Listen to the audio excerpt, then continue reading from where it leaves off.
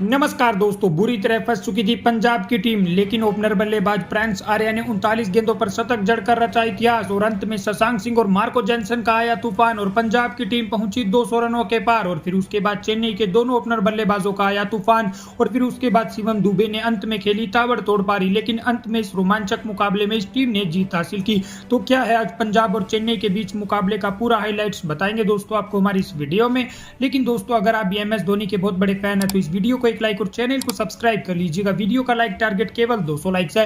दोस्तों आज IPL 2025 का 22वां मुकाबला पंजाब वर्सेस चेन्नई की टीम के बीच खेला गया, जहां पंजाब की टीम ने टॉस जीतकर पहले बल्लेबाजी करने का फैसला किया। वहीं पहले बल्लेबाजी करने उतरी पंजाब की टीम की तरफ से ओपनिंग करने प्रिंस आर्या और प्रभ सिमरन आए। पहले ही ओवर में प्रिंस आर्या ने शानदार 2 छक्के लगाए, लेकिन दूसरे ही ओवर में प्रभ सिमरन दूसरी ही गेंद पर 0 रन बनाकर आउट हो जाते हैं और 17 रन के स्कोर पर पंजाब को पहला बड़ा झटका लगता है।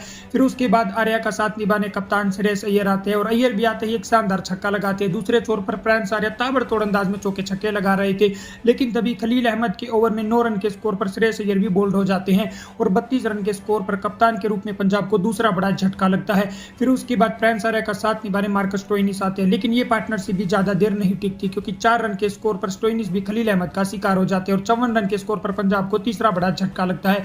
फिर उसके बाद नेहल वडेरा आर्या का साथ निभाने आते हैं। नेहल वडेरा आते ही पहली गेंद पर छक्का लगाते हैं, लेकिन दूसरी तरफ प्रिंस आर्या ताबड़तोड़ अंदाज में बल्लेबाजी कर रहे थे, लेकिन तभी नेहल वडेरा भी 7 गेंदों पर 9 रन बनाकर अश्विन का शिकार हो जाते हैं और 81 रन के स्कोर पर पंजाब को चौथा बड़ा झटका लगता है। फिर उसके बाद मैक्सवेल आते हैं, लेकिन मैक्सवेल भी आते ही आउट हो जाते हैं और 83 रन के स्कोर पर पंजाब की टीम को 5वां बड़ा झटका लगता है। लेकिन दूसरे छोर पर प्रिंस आर्या ताबड़तोड़ अंदाज में बल्लेबाजी कर रहे थे और अपना शतक बना चुके थे और उनका साथ निभाने शशांक सिंह आते हैं और इन दोनों बल्लेबाजों के बीच शानदार पार्टनरशिप होती है। दोनों ही बल्लेबाज पंजाब की टीम के स्कोर को 100 रनों के पार पहुंचाते हैं। प्रिंस आर्या ताबड़तोड़ अंदाज में छक्के लगा रहे थे, वहीं शशांक सिंह भी धीरे धीरे बल्लेबाजी करके उनका अच्छे से साथ दे रहे थे।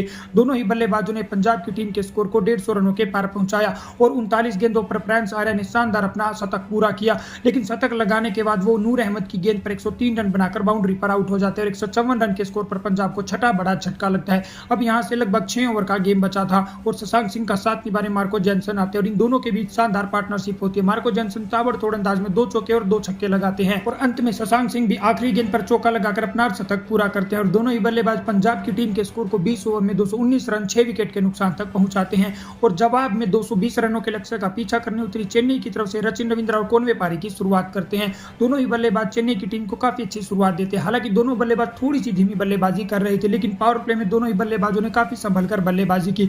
लेकिन जैसे ही पावर प्ले खत्म हुआ तभी मैक्सवेल के ओवर में 36 रन बनाकर सचिन रविंद्र आउट हो जाते हैं और 61 रन के स्कोर पर चेन्नई की टीम को पहला बड़ा झटका लगता है। फिर उसके बाद कॉनवे का साथ निभाने ऋतुराज गायकवाड़ आते हैं, लेकिन इन दोनों बल्लेबाजों की पार्टनरशिप ज्यादा देर नहीं टिक पाती क्योंकि लोकी फर्गुसन 1 रन के स्कोर पर कप्तान गायकवाड़ को आउट करके चेन्नई की टीम को 62 रन के स्कोर पर दूसरा बड़ा झटका देते हैं। फिर उसके बाद कॉनवे का साथ निभाने शिवम दुबे आते हैं। शिवम दुबे आते ही शानदार अंदाज में बल्लेबाजी करते हैं। दूसरे छोर पर कॉनवे धीमी धीमी बल्लेबाजी करके स्कोर को आगे बढ़ा रहे थे। दोनों ही बल्लेबाजों ने चेन्नई के स्कोर को 100 रनों के पार पहुंचाया और फिर उसके बाद ये दोनों बल्लेबाज अब तेजी से रन बनाने लगे। कॉनवे ने भी अपने हाथ खोलने शुरू किया और अपना शतक पूरा किया।